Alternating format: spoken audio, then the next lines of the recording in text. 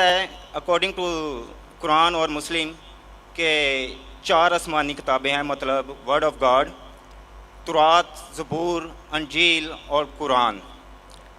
لیکن قرآن پاک کی حفاظت کا ذمہ اللہ تعالیٰ نے خود لیا ہے، تو باقی 3 کتابیں جو کہ آسمانی ہیں، ورڈ آف گاڈ ہیں، ان کی حفاظت کا ذمہ اللہ تعالیٰ نے خود کیوں نہیں لیا؟ اور اگر وہ تبدیل ہو گئی ہے تو اس میں ذمہ دار کون ہے؟ 1 منٹ ہو گیا. بھائی صاحب آدھا منٹ ہوا. Thank you. بالکل سر آدھا منٹ دوں گا. 2 منٹ بہت ہو جاتے، پھر بھی میں نے دیا آپ کو، آپ کی محبت میں. Thank you sir. میں آپ سے محبت کرتا ہوں، میں آپ سے محبت کرتا ہوں.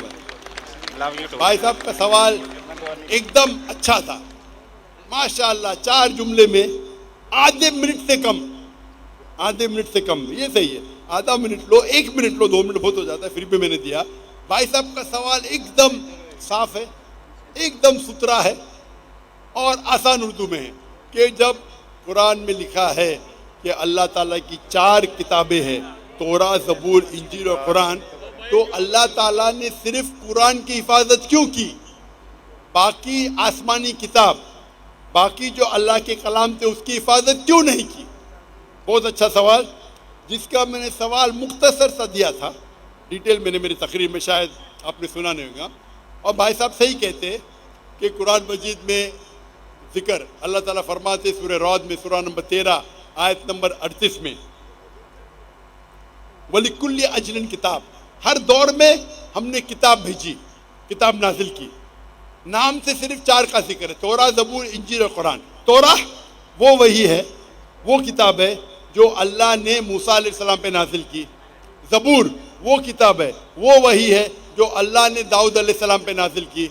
انجیل وہ کتاب ہے، وہ وہی ہے جو اللہ نے عیسیٰ علیہ السلام پہ نازل کی. اور قرآن مجید اللہ سبحانہ و تعالیٰ کی آخری کتاب ہے، آخری نبی محمد صلی اللہ علیہ وسلم پہ نازل کی.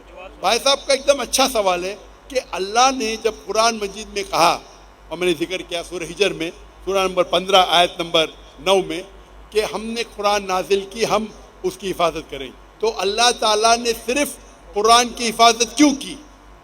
باقی آسمانی کتاب، باقی کلام کی حفاظت کرنے کا ٹھیکہ کیوں نہیں لا؟ بہت اہم سوال، بہت اچھا سوال.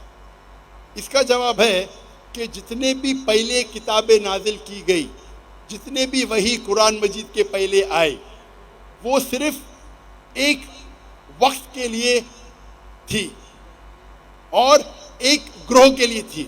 مثال کے طور پہ قرآن میں کہا گیا ہے کہ عیسیٰ علیہ السلام نبی تھے بنی اسرائیل کے لیے، صرف اسرائیل کے لیے تھے، ساری دنیا کے لیے نہیں تھے. بائبل میں کہا گیا ہے I have been sent only to the lordship of Israel. عیسیٰ علیہ السلام کہتے ہیں ریڈ لیٹر بائبل میں، گوسپل میں، I have been sent only to the lordship of Israel. میں صرف بھیجا گیا ہوں جو بنی اسرائیل ہے، جو بھٹکے ہوئے. یعنی بائبل میں بھی کہا گیا ہے کہ عیسیٰ علیہ السلام بھیجے گئے تھے صرف بنی اسرائیل کے لیے. قرآن مجید میں بھی کہا گیا ہے کہ عیسیٰ علیہ السلام بھیجے گئے تھے صرف بنی اسرائیل کے لیے، وہ عربوں کے لیے نہیں بھیجے گئے تھے. اور عیسیٰ علیہ السلام خود کہتے ہیں قرآن میں اور بائبل میں. عیسیٰ علیہ السلام فرماتے ہیں قرآن میں، پہلے کہوں گا سورہ صف میں، سورہ نمبر 61 آیت نمبر 6 میں، For Jesus Christ, peace be upon him, says, there will be a messenger to come by the name of Ahmad. عیسیٰ علیہ السلام فرماتے قرآن مجید میں ایک پیغمبر آئیں گے جو آپ کو کہیں گے، اس کا نام ہے احمد. اور کئی بار نیو ٹیسٹمنٹ میں لکھا ہے، Gospel of John chapter number 16 verse number 7